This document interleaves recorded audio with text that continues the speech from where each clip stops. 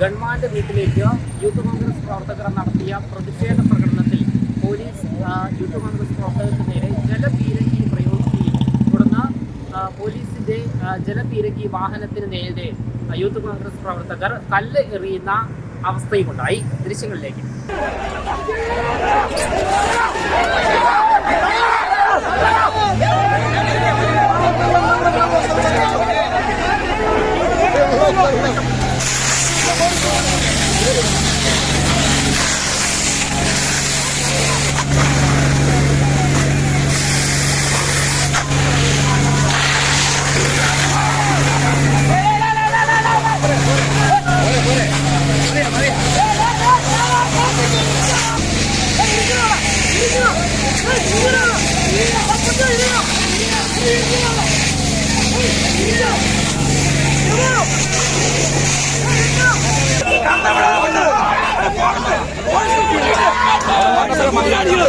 അല്ല ഫോഴ്സ് കൂടുതൽ ശരിയല്ല.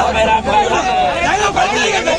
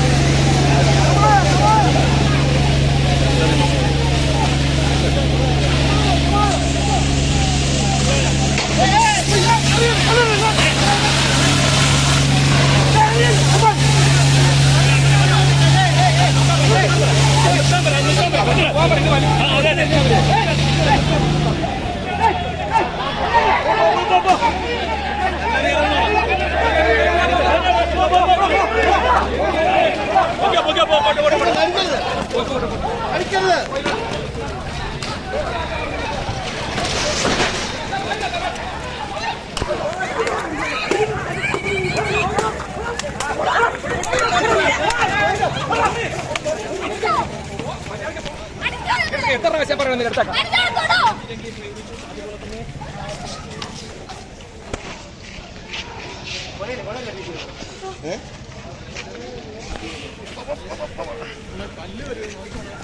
നമ്മൾ കണ്ടതാണ് ഇഴഞ്ഞു കൊണ്ടുപോയി കരിങ്കൊടി കാണിച്ച ഒരു സഹപ്രവർത്തകനെ അവന്റെ മുതുകത്തടിക്കാൻ തോന്നുന്ന വികാരം എന്താണ്? ഒരു മൃഗത്തിന് പോലും തോന്നാത്ത രീതിയിലുള്ള മനുഷ്യത്വം നഷ്ടപ്പെട്ട ഗുണ്ടകളായി കേരളത്തിലെ ഡിവൈഎഫ്ഐയും പിണറായി വിജയന്റെ കൂടെ പോകുന്ന ഗൺമാന്മാരും കേരളത്തിലെ പോലീസും മാറുമ്പോൾ നിയമം കയ്യിലെടുക്കാൻ കേരളത്തിലെ യൂത്ത് കോൺഗ്രസ് താല്പര്യപ്പെടുമെന്ന് ഞാൻ പറയാൻ ആഗ്രഹിക്കുകയാണ്.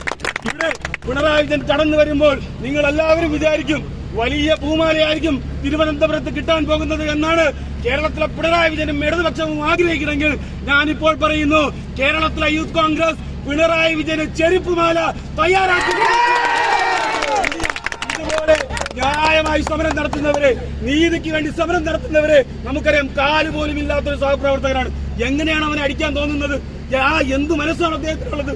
ഞാൻ നേരത്തെ പറഞ്ഞതുപോലെ പിണറായി വിജയൻ എന്ന് പറയുന്ന ക്രിമിനലിന്, പിണറായി വിജയൻ എന്ന് പറയുന്ന മനോവൈകല്യമുള്ള ആ ഗുണ്ടയുടെ മനസ്സിനെ സന്തോഷിപ്പിക്കുന്നതിനപ്പുറം കേരളത്തിലെ ഡിവൈഎഫ്ഐക്കും ഇവിടത്തെ ക്രമസമാധാനം പാലിക്കേണ്ട ഗൺമാന്മാർക്കും പോലീസിനും ഒരു ഉത്തരവാദിത്വമില്ല എന്ന് നമുക്ക് മനസ്സിലാക്കാൻ കഴിയുന്നു.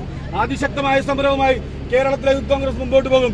ഇവിടെ സന്ദീപ് എന്ന് പേരുള്ള ഒരു ഗൺമാൻ, സർക്കാർ ശമ്പളം മേടിക്കുന്ന ഒരു ഗൺമാൻ, ഒരു ഉദ്യോഗസ്ഥൻ, സാധാരണക്കാരന് വേണ്ടി വാതുറക്കാനും പ്രവർത്തിക്കാനും ഉത്തരവാദിത്തപ്പെട്ട ഒരു ഗൺമാൻ ഇവിടെ പിണറായി വിജയന്റെ അടിമയായി പ്രവർത്തിക്കുന്നു. ആ ഗൺമാൻ എന്താണ്? ഇതുപോലെ ക്രമസമാധാനം പരിപാലിക്കാൻ ഏതെങ്കിലും ഗൺമാൻ ഉത്തരവാദിത്തമുണ്ടോ? ഇതുപോലെ ക്രൂരമായി മർദ്ദിക്കാൻ ഈ അംഗരക്ഷകർ എന്ന് പറയുന്നു പോകുന്നവർക്ക് എന്ത് ഉത്തരവാദിത്തമാണുള്ളത്? ഈ സന്ദീപിനെ പോലുള്ള ക്രിമിനലുകളെ പോലീസ് സേനയിൽ നിന്ന് പിരിച്ചുവിട്ടില്ലെങ്കിൽ അതിശക്തമായ സമരവുമായി കേരളത്തിലെ യൂത്ത് കോൺഗ്രസ് മുമ്പോട്ട് പോകും.